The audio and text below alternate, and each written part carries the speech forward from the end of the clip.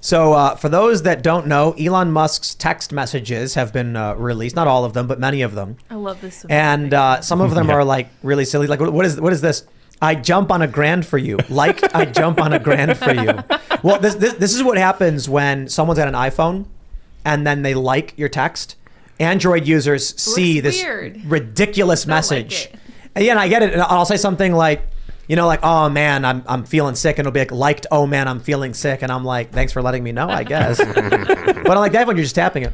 So, Will, what's going on here? Elon Musk is apparently going to have to buy Twitter. What's the deal? I mean, yeah, so the litigation's ongoing. Remember that Twitter sued Elon Musk to try and make him buy the company and go through with his the merger agreement. I mean, and I've predicted for quite some time that Elon is going to lose this lawsuit and he's going to be forced to buy Twitter. The trial's coming up in a couple weeks. But anyway, the reason we're seeing all this stuff is because right now they're doing this really rushed discovery process and everybody's producing everything, including all of Elon's text messages with people that relate in any way to the Twitter buyout. And so some of these are absolutely hilarious. Like there was a whole text conversation. I think I sent it to the group. Here's one from, who is this?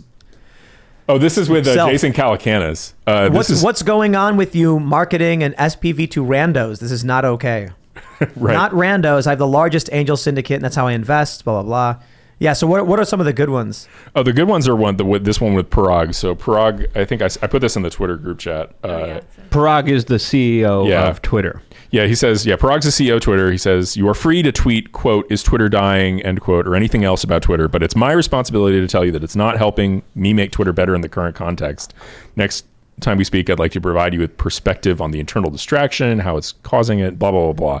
Elon responds, what did you get done this week? I'm not joining the board. This is a waste of time. We'll make an offer to take Twitter private. Also, see, this is why I like Elon. And 0 to 100 real quick. Imagine talking to someone like Parag. Yeah. Like that, the way he talked, it's just, I'd be like, come on, guys, say words. Let's figure out what you need to get done that you don't like. There's two typos in Parag's response. I'd like to provide you perspective, and then on the level of internal distraction right now and how it hurting our ability to do work. Like he's the CEO of Twitter, and he gets two typos in a message to Elon Musk, who wants to spend $54 billion, but the guy can't get his text right. Like, dude, I would be very annoyed if I got a text like that from someone that was purporting to be a CEO. Yeah. Like, well, Elon, check your text. Yeah. I mean, it does show that sort of the decision to take Twitter private was a little bit emotional on like Elon's part and kind of impulsive. Yeah. And now he probably regretted it, huh? Yeah, he probably, and I think that's the heart of the lawsuit is that, you just have buyer's remorse. Like you just suddenly realize the value tanked. Well, not that the value tanked, but he saw a general market downturn coming, and the amount of money that it was going to take to buy Twitter was just too big a portion of his net worth and would have too many implications on Tesla and SpaceX. Yeah, that and Twitter's, trash. Yeah, but I don't know. That was never why Elon really wanted to buy it. Right. I don't think. He always said it wasn't an economic rationale, and I heard that. I think that's true. I got a question. What does Elon care about his net worth? I mean it. I understand wanting to build stuff, but it implicates his ability to continue to control what happens at Tesla, for example, because most of his net worth is bound up in Tesla stock. So I guess it would take too much of his stock. Right. So we'd have to sell too much of it. The value would go down. His overall control of Tesla might decrease. I'm not exactly sure if Tesla operates with the Class A, Class B shares. That always means that Elon's in charge. This is a question. Here's a question, right? I've spent a long time working on this YouTube channel, as well as many other people, and my other show podcast on my other YouTube channels. And it's like, would I sacrifice these if it meant I got to own Twitter and then shut Twitter down? And I'm kind of like, maybe. I think ultimately Twitter's going to be a better business than Tesla, frankly. Really? Well, Tesla's working on a lot of things like personalized robots. I don't know if you heard about this one. They might be, but I'm still, their basic business is car manufacturing, and car manufacturing is a terrible business. It's just super capital intensive. Every other car manufacturer in the world trades at like a price to earnings ratio of 6 or something, which is just way below and average. The government's not giving him any subsidies. They're giving it to a lot of other companies. So it's just I think being an auto manufacturer is actually a really rough and hard business. There's a reason Tesla was like a few years ago was like nearly going bankrupt. And why a lot of the big manufacturers go to Mexico or China. Oh yeah, and I mean, think about all the constant bankruptcies you hear about GM and Ford, and I mean, it's super competitive too. That's the other thing. I mean, Elon's not the only guy making electric cars. There's a billion other manufacturers coming out with them. So I look at Twitter, and Twitter's kind of got this almost monopoly on this particular type of public square communication. And it's just a question of how to monetize it. But compare like all the Twitter competitors are getting wrecked. It's not the same in car manufacturers where there's a lot of effective competition. Mine doesn't have a lot of overhead, which is a big upside. Like Twitter's got, I don't know, 5,000 employees. Sure. Yeah, fire 'em all. Ridiculous amount of money you spend on that. I don't even know what they're doing. But it's Fire 'em all. But like, I mean, think about what happened to Parler, right? Like Parler, I don't know if you saw, there was actually a small news item, but the new Parler CEO basically said they're pivoting away from their legacy social media business into like servers for the trying to similar to Rumble, create like the uncancelable economy. Gab's getting wrecked, right? And so the idea is that cloud services. Yeah. So basically that's the CEO of Parler, or the new CEO of Parler, looking at it and like, wow, this social media business is not going anywhere. I'm going to do something else with this company. Jason, is he still the CEO? The new CEO? The new CEO? No, Jason left. I think it's Candace Owens' husband is the new CEO of Parler. George But now Farmer. you got Farmer, yeah. Parler and Getter and Gab and it's like all. Yeah, Getter. Getter. I mean, Getter is just funded by the Chinese billionaire, the guy who funds Bannon. Guo. I thought he was bankrupt. I don't think he's bankrupt, but that's where the original funding for that came Jason from. Miller of Getter is who I was talking about, and he's still CEO. See, that's the thing. I got He's Parler still and CEO? Getter mixed up. Like they're both Twitter, Getter, Parler. Like they're just copying Carbon. Like, and what's the difference here? It's all that's proprietary. the only way- with no E, just the consonant and then the R. The only way they're trying to compete, like their entire competitive advantage is we don't censor, but that's not really a competitive advantage. Like and the end result of that is, I mean, if you get the core of your user base then becomes the people who were censored. I don't even know how people use Twitter. I don't know. I mean, I like Twitter, and Twitter's where everybody else is, so it's still the functional public square. I think this is one of those, Twitter and this particular type of social media business is just, it's a natural monopoly. Elon, he needs to buy it, man. Yeah, because things would be so much need, better if he did. we need Alex Jones back. We need Carl Benjamin back. We need Milo Yiannopoulos back. We need Laura Loomer back. These people should be on there. They should be saying what they think, and they should be allowed to speak. Yeah, the same as Elon, I everybody mean, else. just settle, dude. You're going to lose anyway. He's going to lose this lawsuit. But Settle, maybe buy that's- the company. Maybe that's the idea, is he's going to get it cheaper now just by forcing a settlement. Maybe, but we're close. We're close to a trial and an order from the judge that says, yeah, Elon, you are ordered to buy the company at this price. Wow. Like that's But coming. what if he can't? He pays can. him Oh, $1 he billion. can. He has the money. Like, and everybody knows he has. I mean, you can do public based on his public holdings of, Tesla. But can for they example. force liquidation of Tesla Oh yeah. stock? Oh yeah. Yeah. Wow. And hold him in contempt. Well, basically, they can hold him in contempt until he does it and charge it and fine him enough money that effectively it forces it. Yeah, to comply. I think you were the one. You said this before, that a judge can hold you in contempt in a way that's reasonable to make you comply. Right. Meaning, like, if you're very wealthy, they will just make it painful for you. Right. There's no Huge limit fines. to the amount they can fine you if you're just in contempt, flouting a court order. Right. They're going to do as much as is necessary to get you to comply.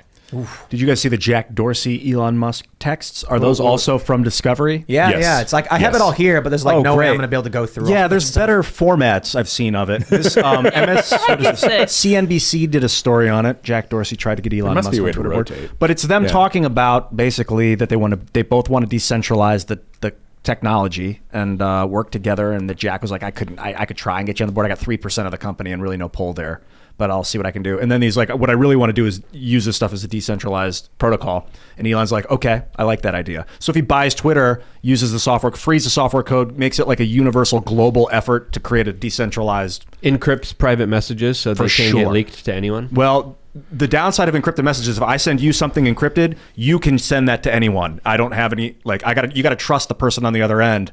But the idea is it's encrypted between the two people that are using the message. Yeah, encrypted messaging is key. So how do you think this is going to play out? How do you see this kind of going forward? What's the timeline? And then do you see a big kind of blowback if Elon does take over, that there might be some efforts, because Bill Gates already had a lot of secretive efforts with his organizations trying to, of course, attack Elon Musk. They had a big public beef. He used a lot of his NGOs as a form to attack him. Will there be attacks on Twitter to, of course, compromise it as a platform?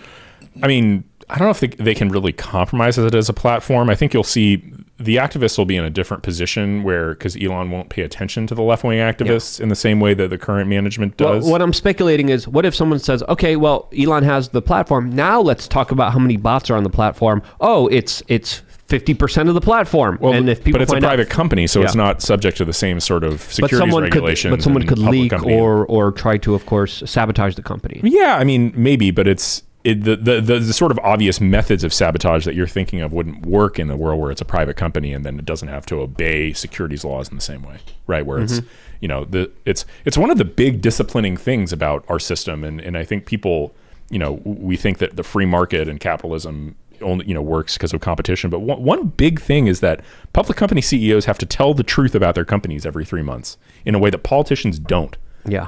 Politicians can just lie and lie and lie about the operation of the government, and so can the department heads. And nobody's ever, threatened with jail for that. But if you are a public company CEO and you lie about your business results, you can go to jail for securities fraud. But they're why supposed to. Why don't we make it so that whenever you're inaugurated or whatever, you swear an oath to tell the truth? Well, it's like the government. The problem is it's the government trying to hold itself accountable for honesty, and especially like the highest level officials. And it just doesn't work the same way. The reason this works is because the sovereign is imposing that discipline on public company CEOs.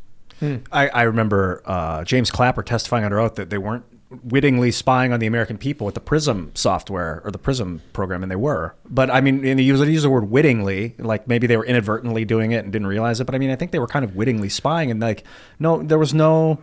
Yeah, and there's these external consequences, right? Like even James Clapper should have been prosecuted, but I mean, you can't. The intelligence agencies have their own problem, which is like the ultimately the J. Edgar Hoover problem. They know too much. Yeah, lying to Congress. That's a charge that's being thrown around right now. Hoover did that routinely. Exactly. All the CIA agents did that routinely. But individuals like Roger Stone get charged for that. Oh, yeah. Other individuals, like the former head of the CIA, that knowingly lie, that also get us into wars. No, it's I'm weird. not going to use that one. It's like the industrial agriculture of politics is like, or what do you call it, when they have a bunch of like pig slaughterhouses in secret. We don't want to look at it, we don't want to smell it, but we know those pigs are getting cut up in like tens of thousands. People are grabbing piglets and smashing them on the ground because they don't like them. Like crazy people work in these slaughter shops. We know it's happening. A lot of people do, but we're just letting it happen because we want that bacon. We know the CIA is lying, but we just let it happen because we need a secret agency telling lies for a living. Like that's the whole point of the CIA. I don't know if you can compare the CIA to bacon. Bacon has a purpose. Great. Bacon actually helps people. I have bacon every morning, and it's the light of my day. Ooh. I'll tell you more about it. I just started the CIA book, and I'm going to read more about it. What is it called? It's called, let me see, Legacy of Ashes. Okay. Which is sounds about right. Yeah, which is really, I mean, I think... Is that from the JFK quote? I'm not sure. JFK had a famous quote about what he wanted to do with the CIA. Oh, yeah. And JFK... He was like, I'll tell you what I'm going to do. I'm going to tear him up, set him on fire, and then piss on him. There's a really great ex-CIA, former CIA counterterrorist expert, Kevin Shipp, and I highly recommend looking up anything he does on the internet. He wrote a book called From the Company of Shadows, talking about CIA operations, abuse of secrecy, and he's like full out. They've threatened his family, he said, since he's left, and talked about it, but he's like just straight up and telling you, there's like a law they have that lets them lie. It like almost encourages, for the name of national defense. It's standard protocol. What was Mike Pompeo's, he said, we were taught to lie, cheat, and steal, and that's exactly what we did. He said something to that tone. I forgot what it was. I got to pull it up. Yeah, but I also finished same guy, Tim Weiner, wrote a book called Enemies, which was about the FBI. That's also a really good book. I've sort of read about the FBI and the CIA since we're all talking about fixing them. Fixing. Yeah, right. Dismantling.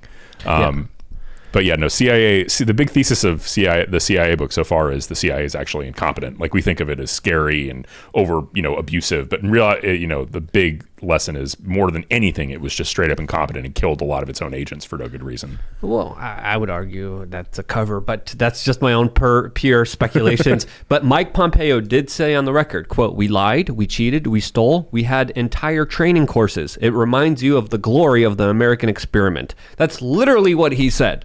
Lying, and now he might be stealing. running to be the next president of the United States. The glory of the American experiment, meaning like stealing the land from the native population.